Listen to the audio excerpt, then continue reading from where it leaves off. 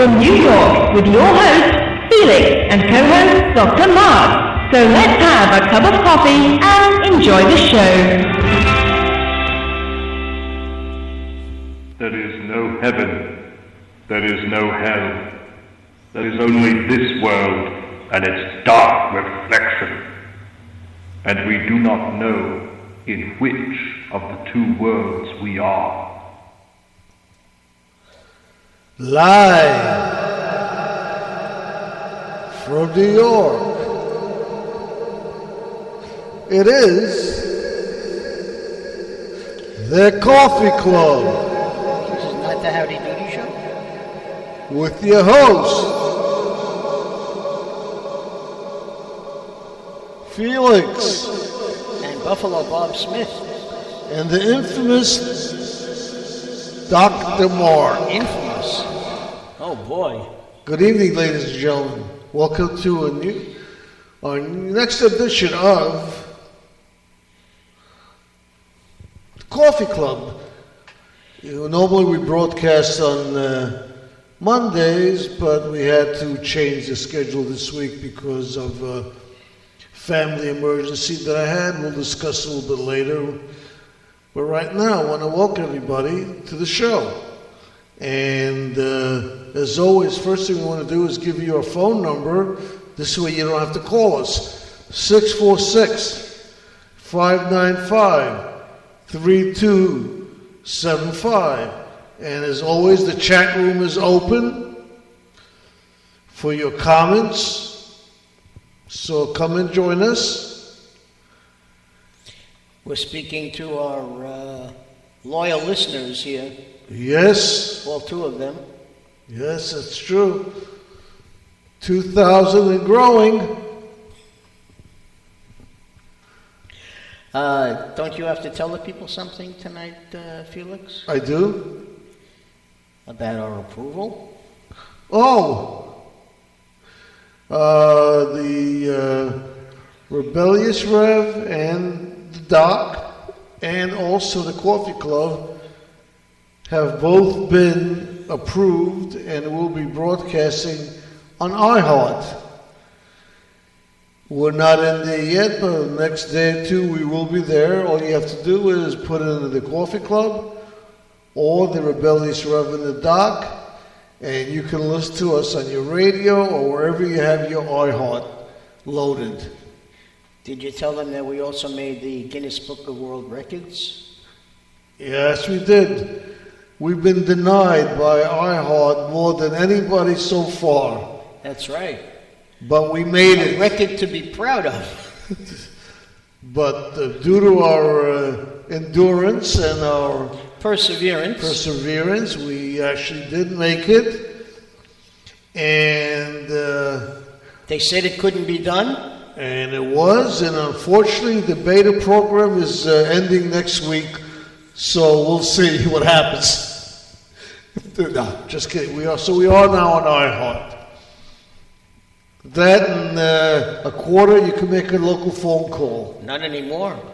It's not a quarter for a local phone It's call? 50 cents. That and 50 cents, you can make. I mean, it's amazing. 50 cents for what used to be a nickel.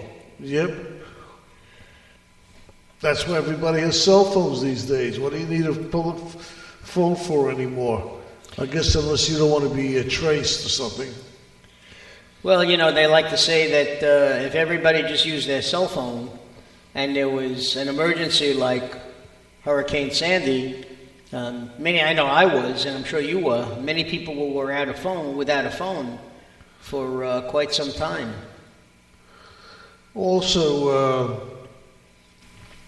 I think the cell phones are actually a conspiracy of Putin. Because they're said to cause brain cancer. I'll leave that up to the CDC, you know. Well, they said... as our Republican brethren like to say when it comes to talking about global warming, I'm not a scientist, so I'm not qualified to say. So as far as anything medically, I'm not a doctor, not that kind of doctor, so I am not qualified to say. That is true. And there is, actually, they still have a doctor who's qualified and can say definitely and can prove that global warming is being caused by humankind. We're not saying there is no global warming there, but they haven't found the cause yet. Nobody's been able to prove it. Well, that's how you feel about it. I happen to believe that global warming is definitely there. Nobody says it's not there. Nobody wants... We're saying they've not been able to prove what's causing it. Well, you see, the tough part is you talk about the temperatures in Buffalo today, the temperatures across the Midwest, how they dropped 40 degrees in one day. The snowfall that people have been experiencing over the last 18 to 24 hours. You use the term global warming, and people say, how could it be global warming? It's wintertime and it's freezing out there. They take it literally because it has the word warming in it. How can you say that, they say. And how can you? I found that from a polar bear. He used to have a block of ice that he used to float on, and now it's only about 3 feet by 3 feet. As I said, nobody's disputing if it's global warming. There is global warming. The dispute is what's causing it. Well, certainly the gases that we burn in our atmosphere, the coal, it must have something to do with it. No, why? It's causing pollution. That's the thing that most people don't understand. The people who said there is no global warming caused by us will admit that the gas, there's gas and there's pollution. Nobody's arguing that. But so far, nobody's been able to correlate the two of them together and say that's causing it, or it's just a normal cycle that happens every couple of thousand years, where there's global warming, then there's global freezing, there's great ice age. This is all part of nature. So just because somebody says they don't believe in global warming, I don't think anybody's going to say that. What they're saying is they don't believe that it's being caused by mankind. They're saying it's a natural phenomenon. Well, I know that some of the evangelical believers in Congress, say that when they talk about global warming, they say, well, how can you go against the word of God? God created the world, so if there is global warming, He's doing it.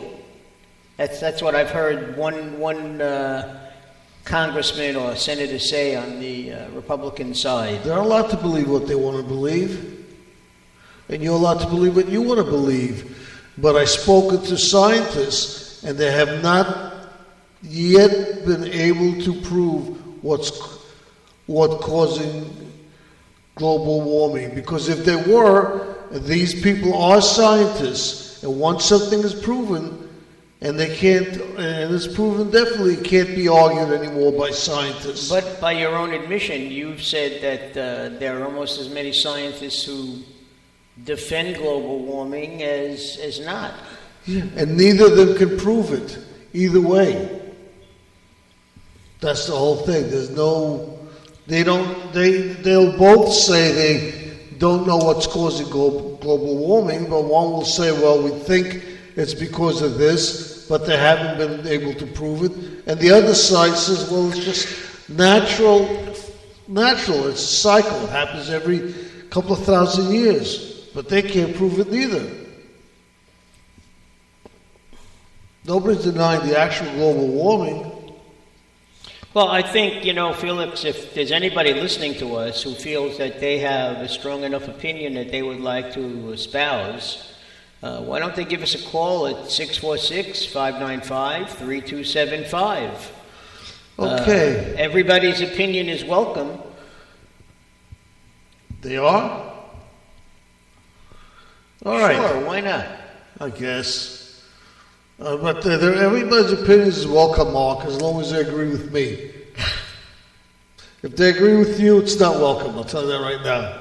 Well, seeing as how your name is first on the show, and this was your idea, I will grant you that much. Okay, we have a little chore to do now.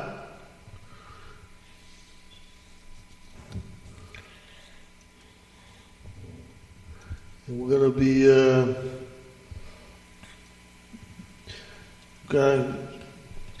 I'm going to have to make a phone call to somebody. Hopefully they will answer the phone.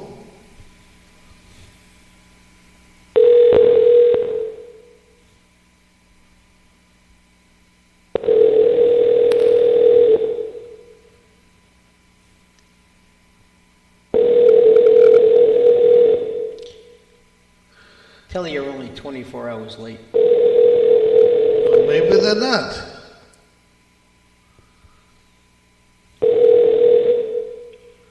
Hello?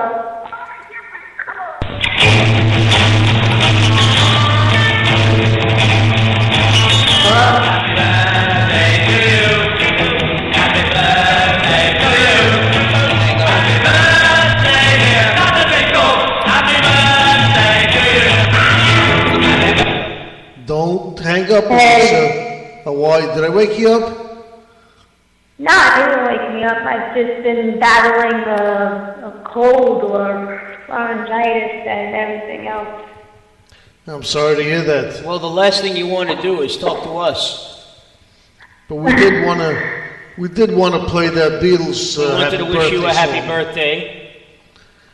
Thank you. One day belated, we know, but you're celebrating the whole week, so Yeah, I do that. It's so many, all my friends, like everybody wants to celebrate. I mean, I can't do it with, all in one day. So I tell them that I'll see you here, I'll see you there. I think I have a friend, it's supposed to be a surprise, but apparently I found out that a really good friend of mine that lives in North Carolina is actually driving up in a couple of days to come surprise me for my birthday. well, that's Well, nice. I think what you should do is practice being surprised. Like, oh, what a surprise! Oh my goodness, is this for me? I mean, just think, the Beatles I'll do recorded something like that. The Beatles recorded this 32nd happy birthday song just for you. That's right, they did it about 30 some odd years ago. They knew it was going to Some be like your years birthday. ago. I don't know. I'm way older than that. When you were a little girl.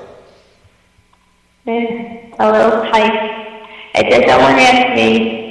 Someone asked me yesterday, how old are you? I said, I'm 2 steps closer to 50. Well, you just... They were like, no, you're not. I was like, yeah, I am. They said, you look lost. They go, what's your secret? What do you do? I said, I don't do anything. I said, I just, live life and, try to take care of myself the best I can. And you sound young, too.